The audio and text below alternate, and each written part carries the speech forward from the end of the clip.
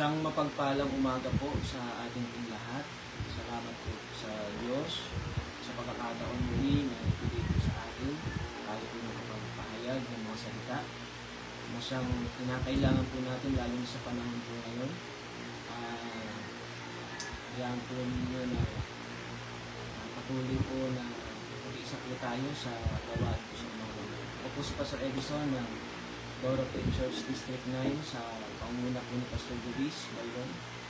At isang karangalang pribilehiyo po na dami po ng Panginoon para sa ating. Salamat po sa Diyos. Tayo po muna ay manalangin sa Diyos.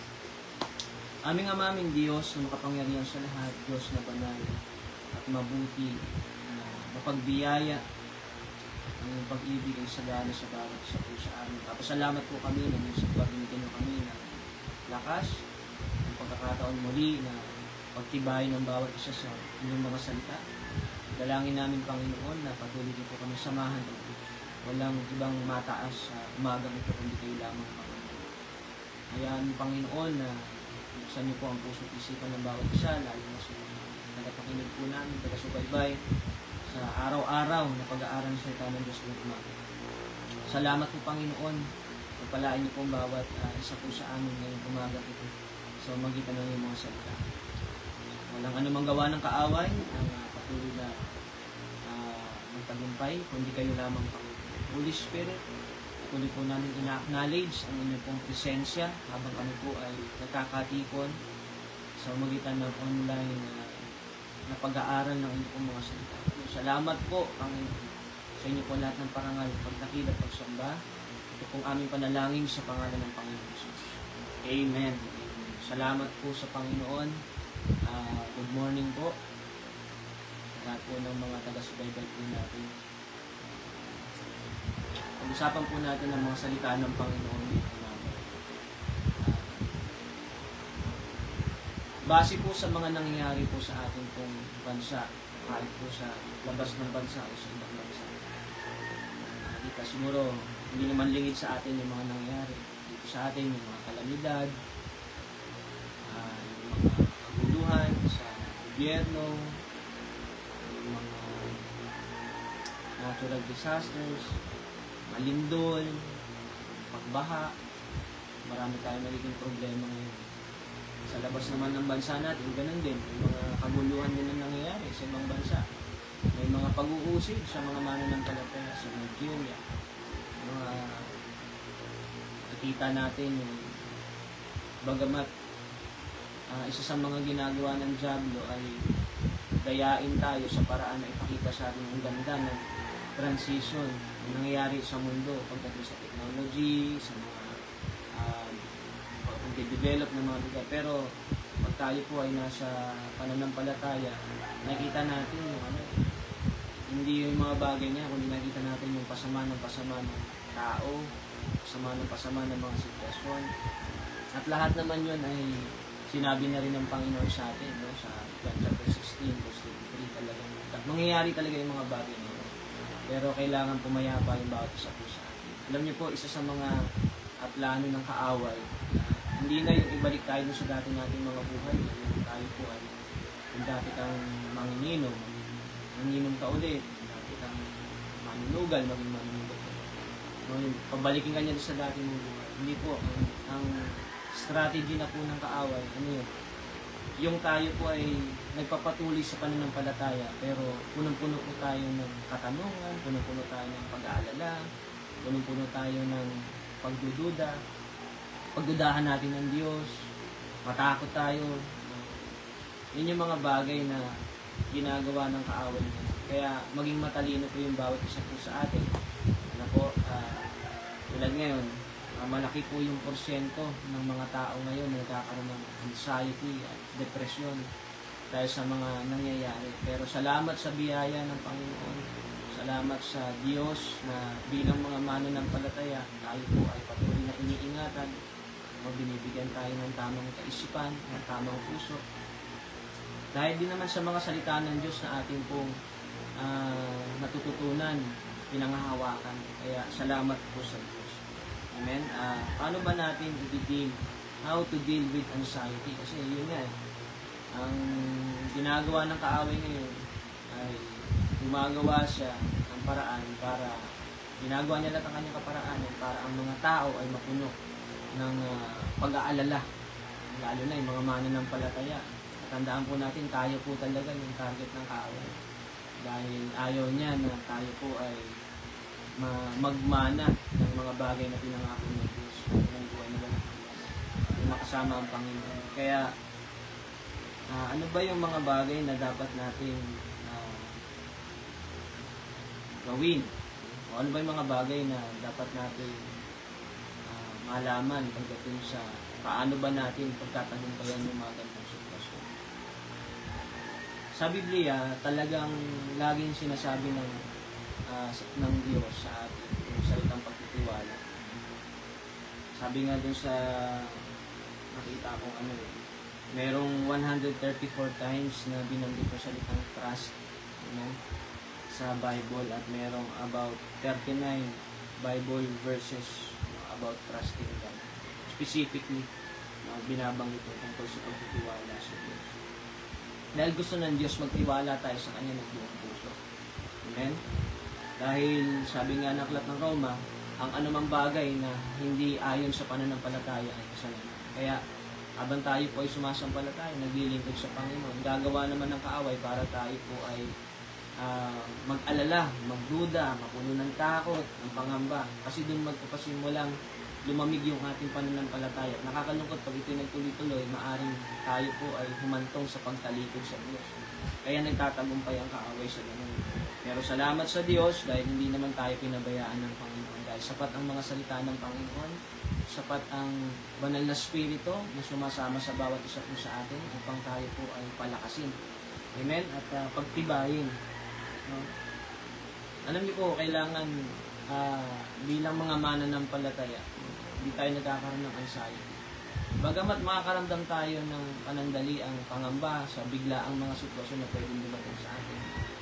Nagkakaroon tayo ng takot at pag-aalala dahil natural naman yun dahil nasa laman tayo. Pero hindi po normal yung tayo po ay pagharian ng takot at ng pag-aalala dahil tayo po yung mga anak ng Diyos. Amen?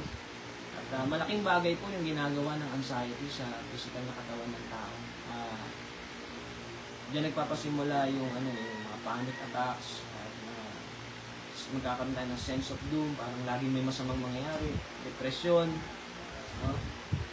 hirap tayo sa ating paghinga, magkakaroon tayo ng mga sakit-sakit na nararamdaman, alam nyo. Kaya tama yung Biblia, mas mabuting magtiwala talaga sa Panginoon. Base din sa science, pagka tayo naman po ay punong-puno ng pagtitiwala, masaya tayo. Meron din magandang chemical reaction ito sa katawan natin. Although sinasabi ng science yun, pero matagal na sinabi ng Panginoon, amen, na pag tayo nagtitiwala sa Panginoon, tayo nitakot sa Diyos, humahaba yung buhay natin, sabi sa aklat ng Proverbs. Amen? Ngayon, bakit ba hindi natin kailangang matakot, mga kapatid? Bakit ba kailangan natin magtiwala sa Panginoon? Bakit ba hindi natin kailangan mapuno ng mga alalahan bilang mga anak ng Diyos? Basahin po natin yung Matthew chapter 6, verse 25 hanggang 34. Hindi ko na babasahin, hihimayin na natin at babasahin naman natin ang tuloy-tuloy. Una, kung bakit hindi natin kailangan magkaroon ng, bakit hindi natin kailangan matakot. Although natatakot tayo na nabibigla tayo sa mga sitwasyon. Pero nga, hindi tayo dapat pinaghaharian ng takot at ng pag-aalala. Bakit? Dahil meron tayong Diyos sa pinaglilingkuran na mabuti. Yung mabuting Diyos po natin ay nagmamalasakit po sa atin. God cares for us more than we care ourselves. Minsan sa sobrang pag-aalala, pagmamalasakit ng sarili natin, nalilimutan natin na may Diyos na higit na nagmamalasakit sa atin. Kaya pumupunta tayo sa sarili nating mga pamamaraan at hakbang para ingatan natin yung ating mga sarili. Na nalimutan natin, mayroon Diyos na mabuti, nasa langit, na siyang higit na nagmamalasakit sa atin. At anumang bagay na ipapahintulot ng Diyos na mabuti, ay makakabuti sa atin. Ang kailangan lang natin, pagtiwalaan natin yung pamamaraan ng Diyos.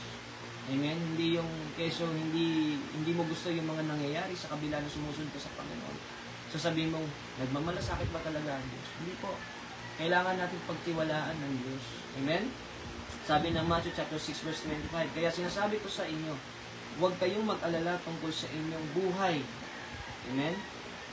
Maraming nangyayari ngayon na nagiging dahilan para ang mga tao ay mag-alala sa buhay nila. Pero sabi ng Panginoon, huwag kayong mag-alala tungkol sa buhay. Kung ano ang inyong kakainin, iinumin o susuotin. Dahil kung binigyan kayo ng Diyos ng buhay, siguradong bibigyan din niya kayo ng pagkain at isusuot. Ito specific po pagdating naman po sa pangangailangan. Amen? Lalo na pagka kita natin na kakaroon ng mga natural disasters, mga calamities, inisip agad natin, mag-panic buying. Kaalala tayo sa kung ano yung ating magiging konsumo. No? Makukonsumo natin sa pangangailangan. Pero sabi ng Panginoon, alam ng Diyos yan. Kung binigyan niya tayo ng buhay, bibigyan niya rin tayo ng pagkain at susuotin. Amen? Sabi sa 26, tingnan ninyo ang mga ibon sa himpapawid, hindi sila nagtatanim o nag-aani o nag-iipon ng pagkain sa tutugan. Ngunit pinapakain sila ng inyong amang nasa langit. Hindi ba't mas mahalaga kayo kaysa sa mga ibon? Amen? Tingnan nyo daw yung mga hayop o yung mga ibon. No? Hindi naman sila nag-aani. May nakita ba kayong ibon na nagtatrabaho, nagsasaka? Wala naman po. Pero hindi po sila pinapabayaan ng Diyos. Amen? Yung mga baboy nga, pag nanganak, 12, 14. Pero wala kang makikitang baboy na nakapangalumbaba sa bahay na nag-aalala tungkol sa ano niya bubuhayin yung mga anak. Papadaig pa ba tayo sa mga hayop?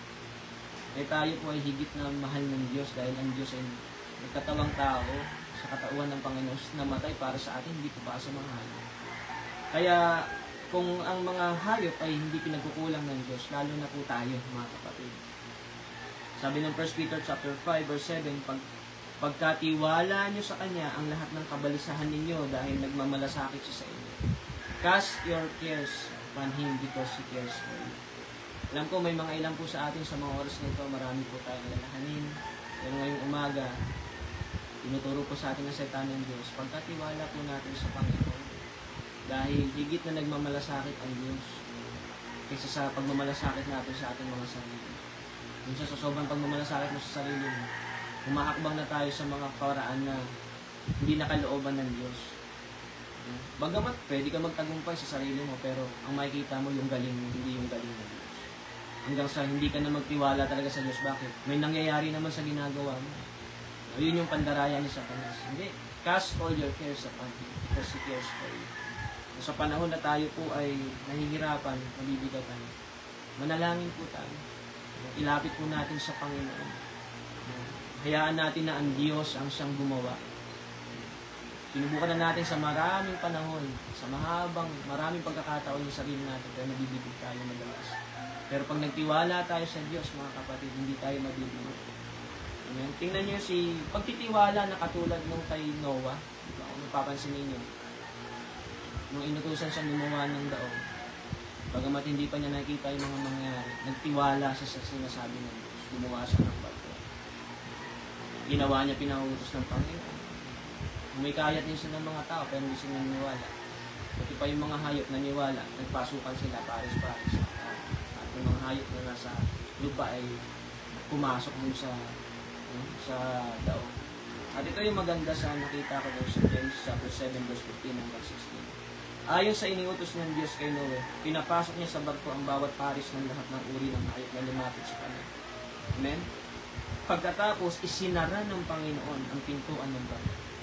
Pagtitiwala, no, sa Diyos, no, sinunod niya lahat ng iniutos ng Diyos sa kanya. Hanggang sa pagpasok ng mga hayop sa barko. At ang sabi, isinara ng Panginoon ang pintuan ng barko. Hindi na siya nag-alala. Punong-puno siya ng pagtitiwala to the point na hindi siya nagsara ng barko. Hindi niya, pag sara ng barko, sinicure niya, sige, ipako natin to, lagyan natin to ng silan po. Hindi po, ang Diyos ang nagsara na siya, pumayapa na siya. Hintay niya nalang matapos yung mapangyari yung mga bagay na sinabi ng Panginoon. At nangyari nga, at sila po'y naligtas. Amen? Ganon din po sa atin, pagtitiwala na talagang ibinibigay na natin sa Panginoon ang lahat ng ating mga alalahanin. Natayaan natin na, Lord, wala na, ito na talaga, suko na po. Kayo na po ang gumawa, kayo na po ang masunod sa buhay. Lahat ng mga alalahanin ko, Lord, pinagkakatiwala ako sa iyo. Titiwala ko. Ang magtanging gagawin lang natin na ngayon, patuloy tayong sumunod sa kalooban ng Diyos, magtiwala sa Panginoon, paglingkod natin yung buhay natin sa Panginoon. At anumang bagay na ipapahintulot ng Diyos, bagamat hindi natin nagugustuhan madalas, pero nagtitiwala tayo. Amen? Sa proseso at pamamaraan ng Panginoon sa buhay. Tingnan niyo si Noah. Kung pumasok siya, nagtiwala siya, dumating yung unos, 4 na pong araw, 4 na pong gabi, pero wala tayong mababasa sa Biblia na dumating yung mga unos. Si Noe ay nag-aalala sa loob ng daong at natataranta at nalulungkot o anumang mga bagay. Hindi po.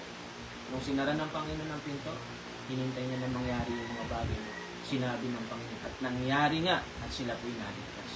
Kaya tayo din po, magkaroon din po tayo ng ganung pagtitiwala sa Diyos.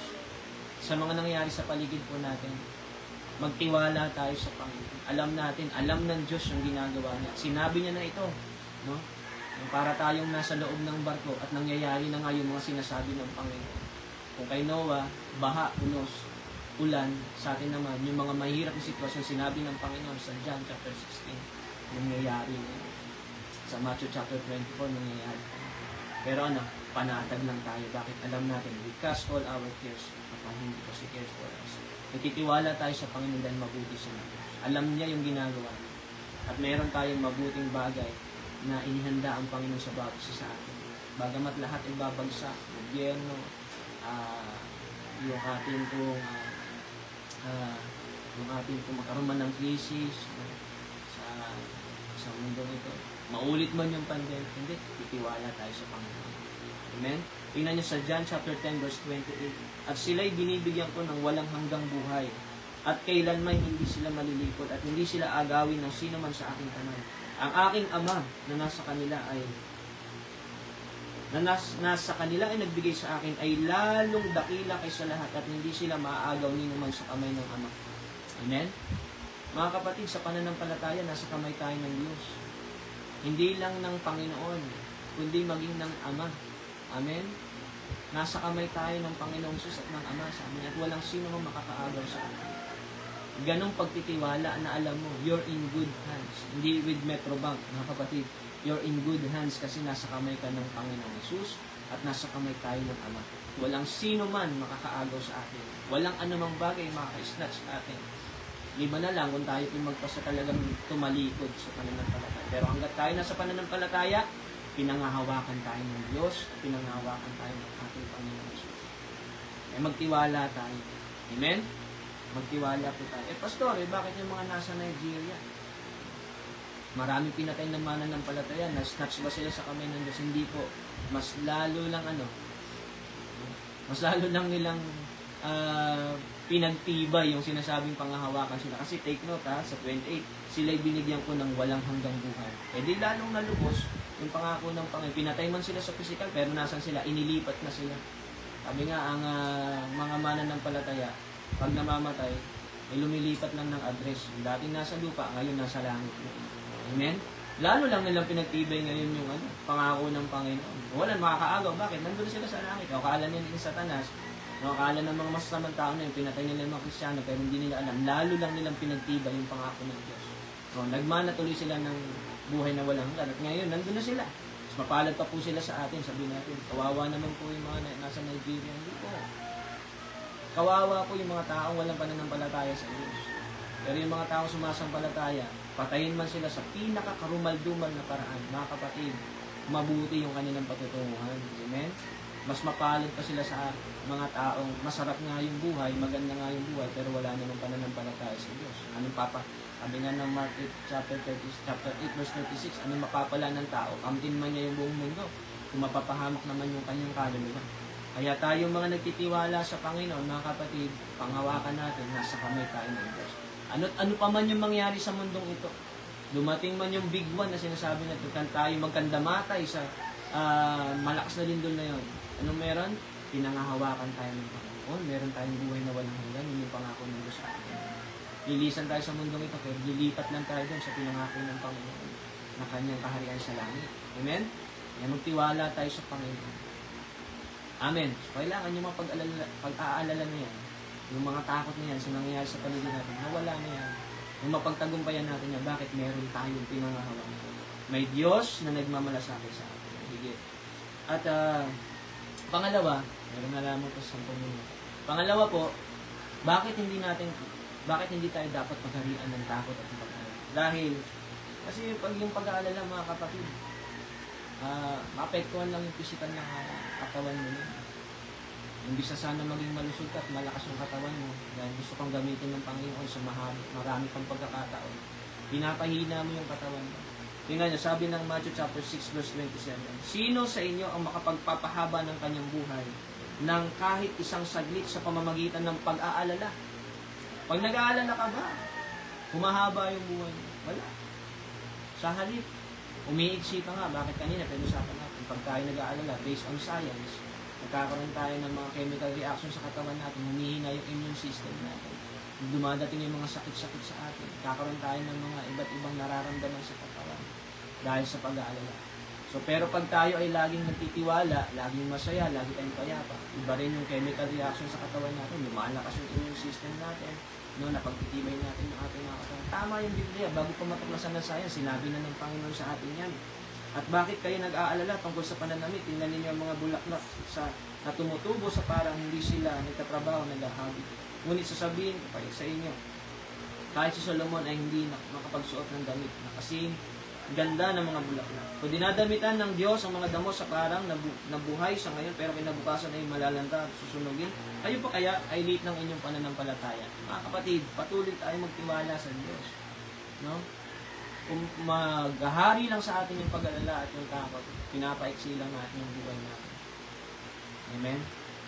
May gusto pa naman tayong gamitin ng Panginoon bilang mga mananampalataya. May mission meron tayong mission sa Panginoon.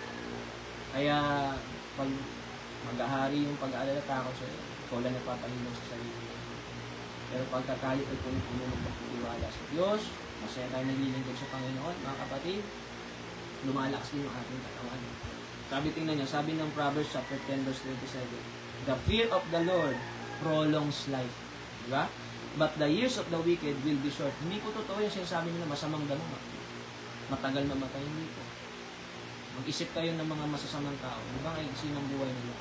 Basta meron po akong kapitbahay, ang sama-sama na ugali, pero ngayon buhay pa. Hindi, binibiyayaan po yun ng Diyos. May plano ang Panginoon sa kanya. Pero majority na masasamang tao, matagal, mabilis mamatay. At mga matutuwid naman, yung mga may takot sa Diyos, yes, meron din mga instances, maaga sila namamatay, pero most of the time, kahit na, isipin nyo, halos lahat ng mga lingkod ng Panginoon na ginagamit ng Diyos, karamihan sa kanila, talagang they live their lives to the fullest. Bakit? Kasi kagamit-gamit sila. Yung kanilang takot sa Diyos, yung kanilang pagtitiwala sa Panginoon, yung nagpahaba ng buhay mo. The fear of the Lord prolongs life. No? Eh bakit? Kasi gagamitin ka ng Panginoon. Amen? Inuulit ko, may mga instances na mga matutuwid maagang mamatay, pero alam ng Diyos kung bakit. Pero majority ng mga may takot sa Diyos at na titiwala sa Panginoon, pinapahaba ng Diyos yung buhay nila. Bakit? Kasi kagamit-gamit sila at marami pang mga tao ang nangangailangan sa kanila. Kaya talagang sinusulit ng Panginoon ang mga buhay nila hanggang sa matapos yung trabaho nila, pumasa Panginoon na rin sila. Amen? Kaya huwag natin pagaliin yung takot at pangamba sa atin. Gusto tayong gamitin ng Panginoon. So, ang gamitin ng Panginoon. Kaya, magtiwala ka sa Diyos. Amen? Sa gayon, pahabain ka ng Panginoon buwan natin. Pag may mga ilan sa atin, may mga nararamdaman physical. Pero ang Diyos, ang biyaya, may mga bagay pang pagagawa sa atin kung saan yung extend ng buhay. Ay magtiwala tayo sa Panginoon. Pangatlo, ang pag-aalala kasi hindi dapat nakikita yan sa mga anak ng Diyos. Amen? Ang mga anak ng Diyos ay larawan ng pagtitiwala, larawan ng kapayapaan, larawan ng pag-asa. No? Hindi tayo larawan ng pag-aalala, pangamba, pagka nakita ka, Kristiyano ka, anak ka ng Diyos, pero pag nakita ka, itsura mo pa lang, punong-puno ka na ng katanungan, punong-puno ka na ng pag-aalala. No?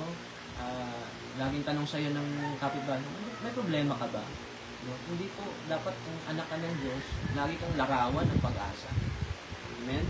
Tingnan niyo. Matthew chapter 6 verse 30. Kaya huwag kayong mag-alala kung anong inyong kakainin, iinumin, o susutin. Ang mga bagay nito pinapahalagahan ng mga taong hindi kumikilala sa Diyos. Yung mga mapag-alala sa mga bagay-bagay, yan po yung larawan ng mga taong hindi kumikilala sa Diyos. Pero yung mga kumikilala sa Diyos, iba po tayo. Larawan po tayo ng pag-asa at ng pagtitiwala ng kapayapaan. Ngunit alam ng inyong amang nasa langit ang kailangan ninyo, mga bagay nito.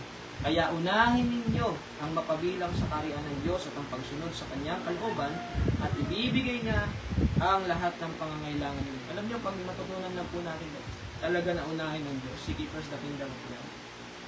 Tayo po, nasa kaharian na tayo ng Diyos.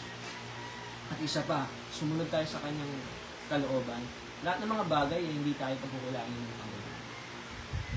Sabi nga ng Deuteronomy chapter 28 verse 1, pag tayo po sumusunod sa Panginoon, ay pagpapala.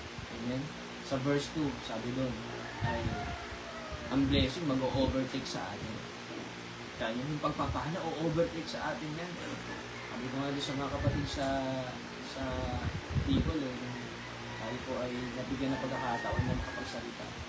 Hindi natin kailangang i-pressure yung sarili natin para makuha natin yung mga pagpapala natin. Gawin mo lang unahin yung kalooban ng Diyos. No? Una, napabilang tayo sa kaharian ng Diyos, sumunod tayo sa Kanya. Hindi tayo.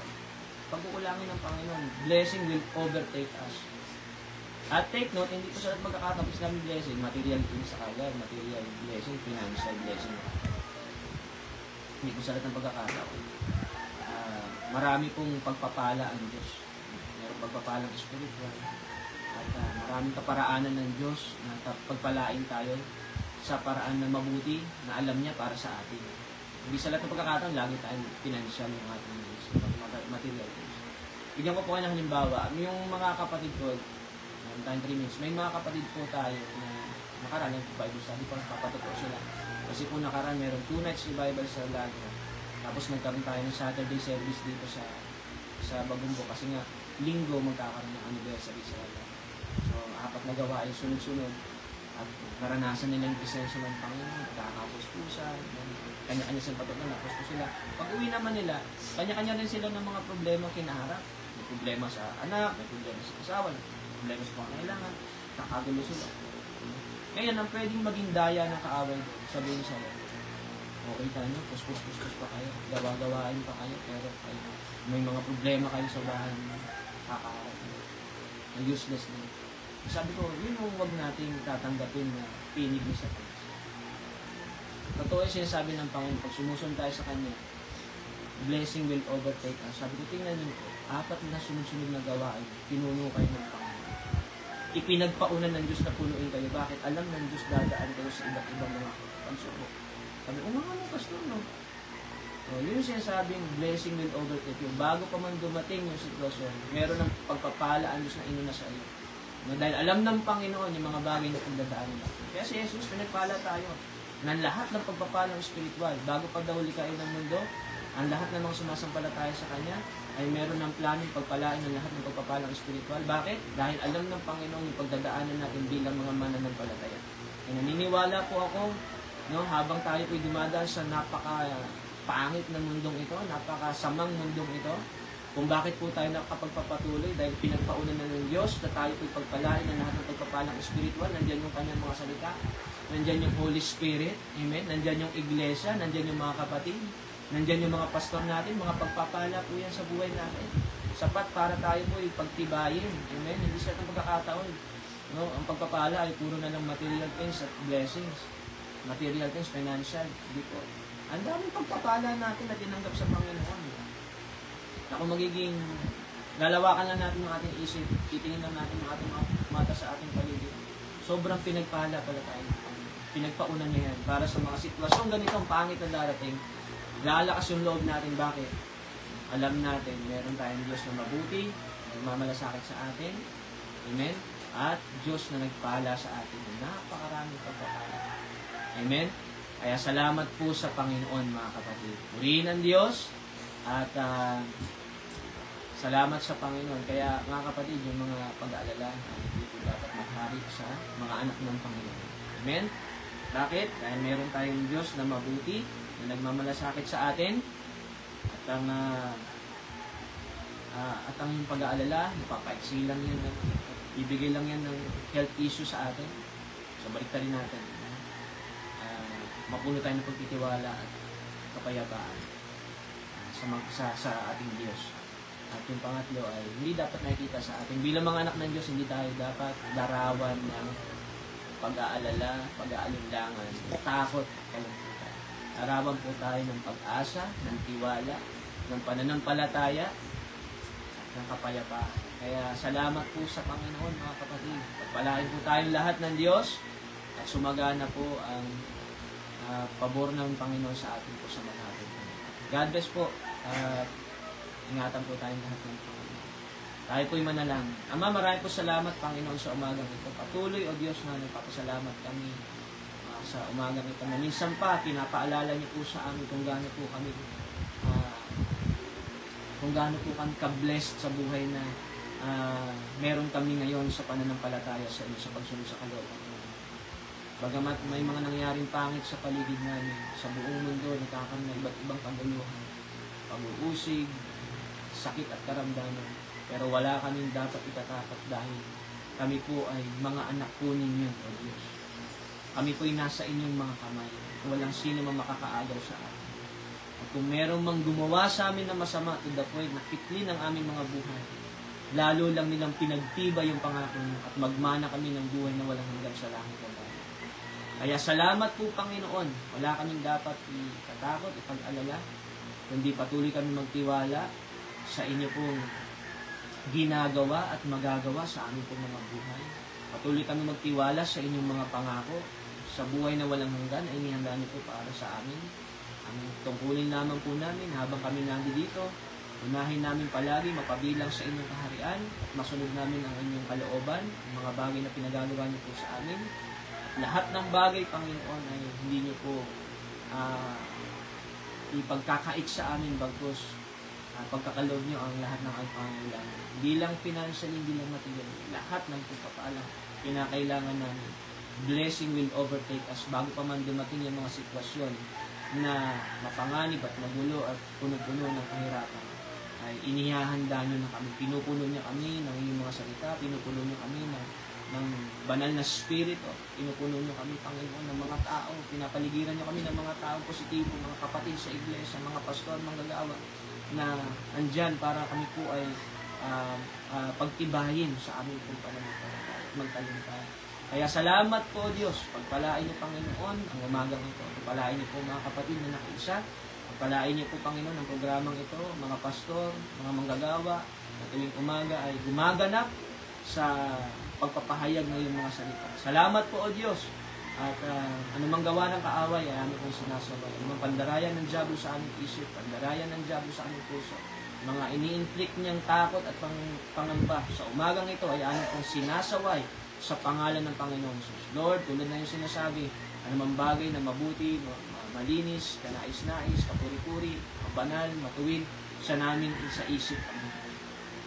Kaya salamat po, amin. Sa inyo po lahat ng papuri. Ito pong aming panalangin sa pangalan ng Panginoon Jesus. Amen. Salamat po sa Panginoon. God bless po sa ating lahat. At hanggang sa muli po, mga kapatid. God bless po.